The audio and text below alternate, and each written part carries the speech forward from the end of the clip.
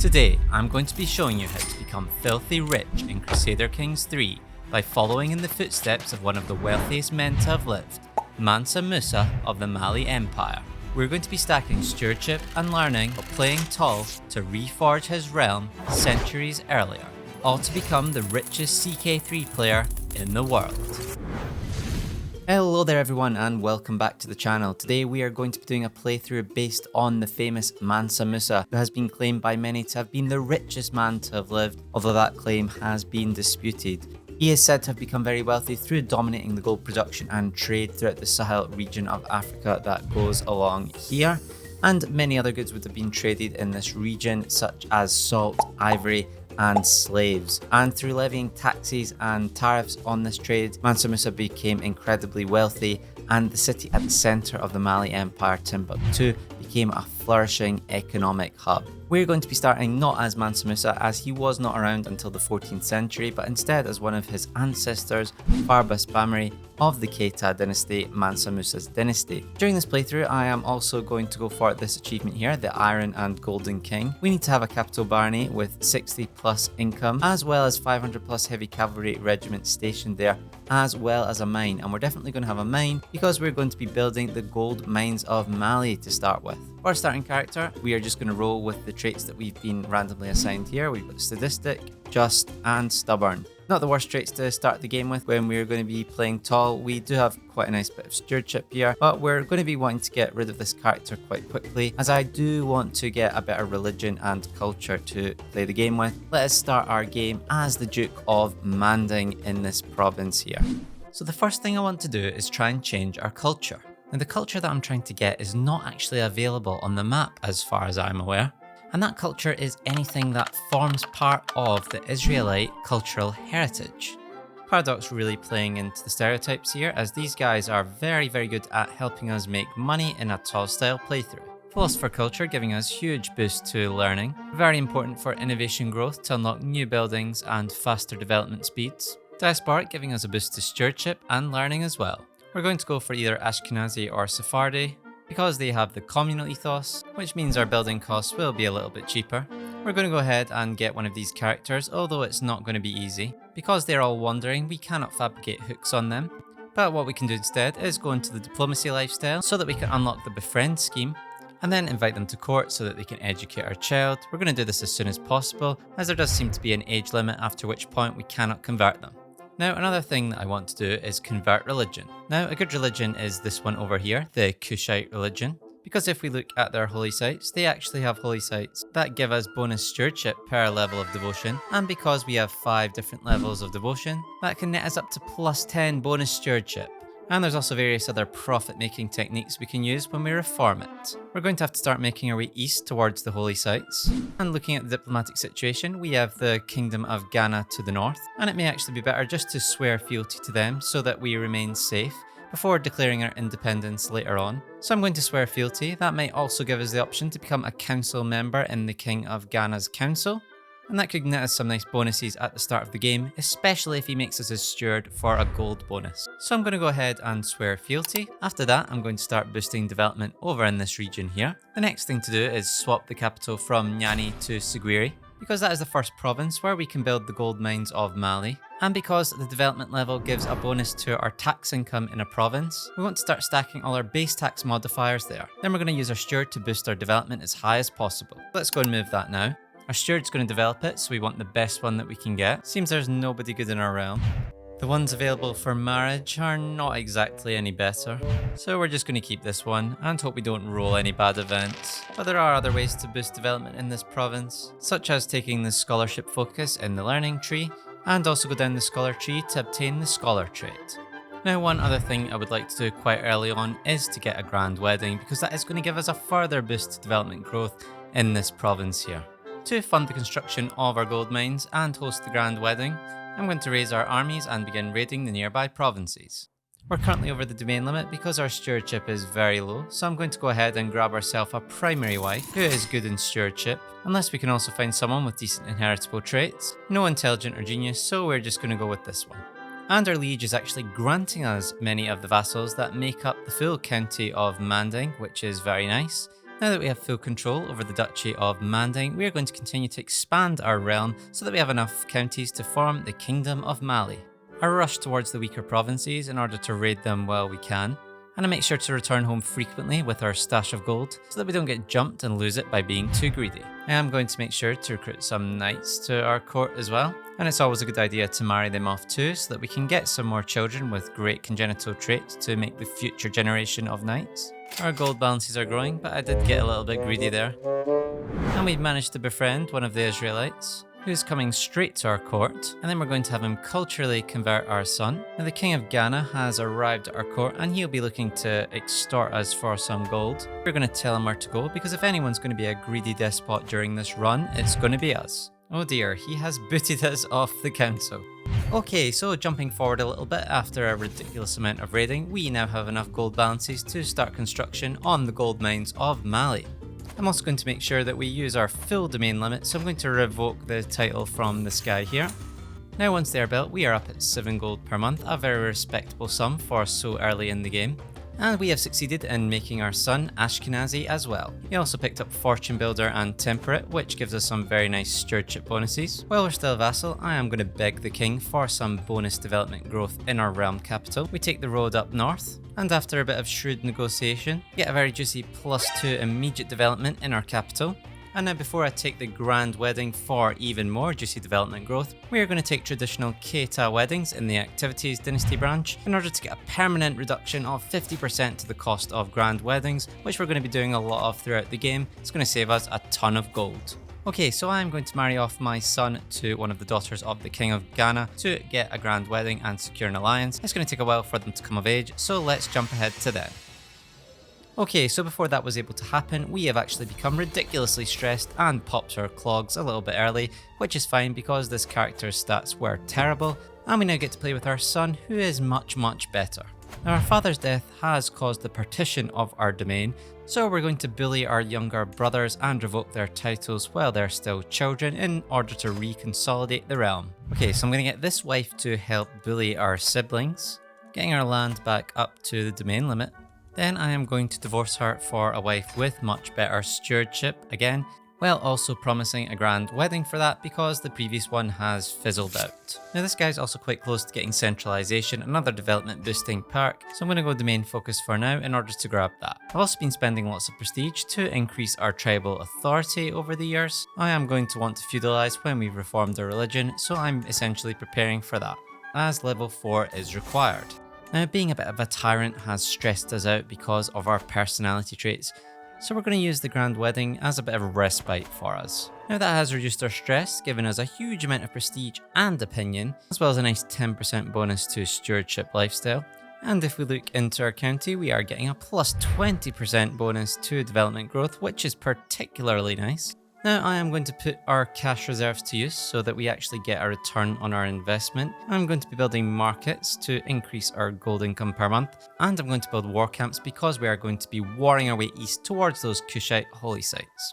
Now I'm getting centralization for the 0.3 bonus per month in the capital, and that's getting boosted up by the various modifiers we've been stacking as well. Now I have managed to get my domain limit up to 7 due to the amazing stewardship of my wife, so we go and try and revoke the land from the final couple of vassals that we have under us. They don't take too kindly to that, so unfortunately we do have to go ahead and absolutely crush them in a war. So by now we've reached 9 development in our county capital, but I'm going to have to pause the development growth because we need to start culturally converting at least one of our counties to our culture so that we can actually start getting innovations, because it won't let us do that unless we have our culture on the map. Now the next thing we want to do is undertake long and grand pilgrimages, just as Mansa Musa was famous for in his grand pilgrimage to Mecca, where he showered everyone gold in the many countries he passed through, which actually ended up crashing their economies. Nevertheless, we are going to be doing the same and undertaking the most altruistic pilgrimages that we can do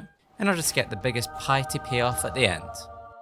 And in order to make use of that piety, I'm going to need to obtain 3 of the Kushite holy sites. So we are going to look for the weakest provinces that we can find, which can act as stepping stones over to the Kushite holy site area.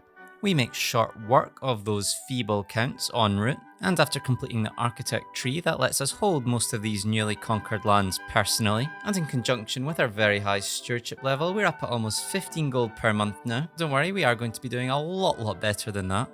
Now, I have captured one of the holy sites, but I haven't converted to Cushitism just yet because I've been waiting to take the Apostate perk, which gives us a massive reduction in cost to conversion. So we go ahead and do that with our family members following. And now it's just a case of amassing enough piety and grabbing that final holy site in order to reform the faith. You can see we're already benefiting hugely here, up at 35 stewardship, giving us a whopping 54% bonus to our domain taxes and an additional 5 domain limit. We also keep spamming out these very long pilgrimages that go all the way across Africa while seeking to secure that final holy site. By 917 AD, we have enough piety to go ahead and do that reformation. I'm going to go for Islamic syncretism. That will unlock a lot more marriage and alliance potential, and is a bit of a nod to the fact that Mansa Musa himself was Muslim. Keeping esotericism because of the wise man bonus, which is going to help with learning. I was originally considering doing tax unbelievers, but instead I'm going to go for communion, make myself the temporal head of faith, and make use of that Sikh indulgences decision. Just going to net us a ton of gold once we've got a couple more vassals after creating the Mali Empire. Now, looking at our innovations, we want to boost the ones up that increase our development growth and also lift the cap on existing development. Now, the one that we pick as our cultural fascination gets a bonus based upon our learning skill. So I'm also going to try and do a lot of things going forward which max that stat out. I'm going to aim to reach 100. It is definitely possible. Now, you might have noticed there we were quite behind on innovations, but one way we can rectify that is to hybridize with our original culture, and that will unlock any of the innovations that they've already researched. But we need a lot of prestige to do that, and one way that we can do that is to host grand tournaments which give us a copious amount of prestige, and we definitely have the gold income available to splash out on one of those. So we got 600 prestige from that, plus a bit of extra from winning the recital. We're going to keep pushing on hunts now to make up the balance. We are now ready to hybridize our culture, and that has unlocked 6 innovations for us, and I've also thrown in there sorceress metallurgy, which I think is always a nice one to have. Now, at this point, we do have enough of the innovations to go feudal, but firstly, I'm going to make sure that I upgrade all my buildings so that when we upgrade, they will convert, and we'll be able to use a bit of unwanted prestige, which we'll lose on the death of the monarch anyway, and thus save a little bit of gold. So a couple of years later, we take the decision to adopt feudal ways, and we start investing heavily in the feudal type economic buildings. We don't have that many building slots for now, but we will get more by rushing certain innovations. So we have now moved on to our son, our third ruler, and the plan for him is to expand westward into the territory that forms the Kingdom of Mali, declaring independence and eventually making ourselves King of Mali. Now, I also set him up with a genius wife, and he has managed to produce a genius son, which is looking very good for our succession. I used some of our gold balance to increase our military capacity in order to wage several successful wars to achieve our goals. Now, during our conquest, our liege decides he is going to take the initiative and revoke our title because we are of a foreign religion. But we are now strong enough to resist his tyranny, and in the ensuing war he is deposed and a child put on the throne. Now is a great opportunity for us to declare our independence. His forces no match for ours, a fairly easy war, now gives us the option to eat up some of his land. Now, before we go ahead and do that, I do have a bit of a succession crisis to deal with. I have a lot of sons who stand to inherit. The way we're going to deal with those in this playthrough is just to put them in the prison and make them disappear. So once our fourth leader inherits the throne, we look to seize a second gold mine from our former liege. And when we construct, upgrade and stack development on that, it's going to give us another huge heap of gold. It's not too long until we've conquered enough of the land to usurp the Kingdom of Mali, which we go and do. And if we go into our royal court here, we're just going to go all out. We can definitely afford it. Mansa Musa was one to like to flaunt his wealth. So we're going to follow in his footsteps. A lot of these options help boost up the rewards we get from events. Now this character as well has completed the architect skill tree, so he is getting quite a big discount to building costs and reduction to building time. So any gold that we have, I am continuing just to reinvest into economic buildings, and that snowballs over time. By now we are also in the early medieval period, meaning there are a lot more innovations for us to unlock. So I'm going to now focus on boosting the learning of our characters as much as possible. The easiest way to get an initial huge boost is to take Learn on the Job. That gives us a 20% bonus to our own skills based on the skills of our counselors. And we're also going to do a ton of pilgrimages, because if we boost the pilgrim trait to Prolific Pilgrim, we get +3 learning, and pilgrimages also let us boost up the Wise Man trait. I'm also adding in collective lands to our cultural traditions. This is going to give us a whopping +20% to development growth in all our provinces. For Dynasty Legacies, I've been going down blood for now to get Resilient Bloodline, but I'm going to go back up to the activities branch for the next one. And that's because the next one involves pilgrimages, and it gives us a +2 bonus to our learning stat for every holy site that we have visited. The bloodline traits though allowing us to run a very successful eugenics program and keep in the family that highly coveted genius trait. The next thing I want to do is declare war on Ghana, not only to get provinces that will help us form the Empire of Mali, but because there is a very juicy province that they have crucial for the Mali Empire to thrive, which is Timbuktu, which contains a building called the University of Sankore. Not only can we send our children there for a much better education, but we get a bonus learning for each level of fame. Because we're already generating a heap of gold, we can spend that on grand tournaments, weddings, all to gain levels of prestige very, very easily. And with us and our allies having around 10 times more troops than them, we win a crushing victory in that war, crucially bringing Timbuktu into our kingdom. Now we're up at 53 learning here, which is nice, but I still think we can do better than that. Taking all the perks in the learning trees brings us up to 61. I try and keep all the provinces of our culture's average development as high as possible, because that also affects innovation growth, Kankan and Sugweri both being up at around development 30, and that development is seeping out into the neighbouring provinces as well. We're seeing a lot of Sikh indulgences requests come in. We got a nice little side hustle going on here, giving us 100 gold a pop. Our prosperous reign has to come to an end, and we are replaced by our pure-blooded genius son. Over the next few decades, his reign is marked with the conquest of various territories to the east that let us finally form the Empire of Mali.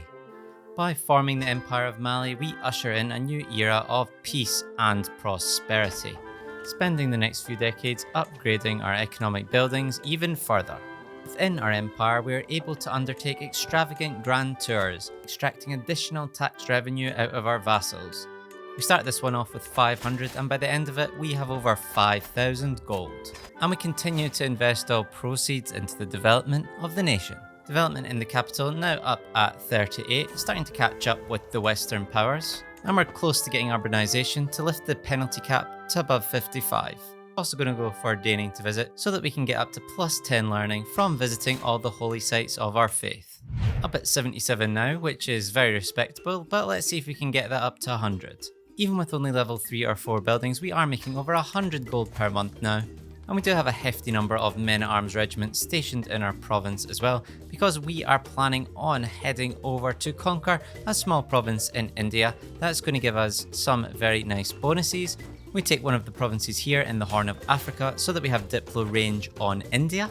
We then take one of the provinces on the west coast, and that gives us Diplo range on the province that we want to get, being the county of Magadha, which has this amazing building, the Nalanda University. Not only does this give us +1 level of learning per level of fame, it also does the same for stewardship, and unlike a lot of the other special buildings, this one is not locked behind a specific religion. So we're getting very close now to 100 learning and around 50 stewardship for this character. Very nice indeed, I've got to say. Now, one of the buildings we want to start going for are windmills. Once you've unlocked them, they are really one of the ones you want to go for to help snowball things. They give you tax money as well as additional development growth and percentage to development growth. Taking a look at our men-at-arms units as well, we have managed to stack so many bonuses that they have become ridiculously powerful. These armoured horsemen, for example, having damage of over 300, and our other men-at-arms units not doing too badly either. We're up at 55 development now in the capital, and we're able to construct our level 6 economic buildings, up over 170 gold per month, which is fantastic. Our capital province generating over 50 gold per month itself, getting very close to the 60 required for the achievement that we're wanting. The Royal Reserve's another great building to construct if you're going for economic dominance, because it increases our tax base and also gives us another massive bonus to development growth in the duchy. By 1120 AD, we are doing very well on the innovation front, almost completing all of the economic ones. About to complete guilds here, which will give us an additional building slot in all our counties, which is actually pretty huge.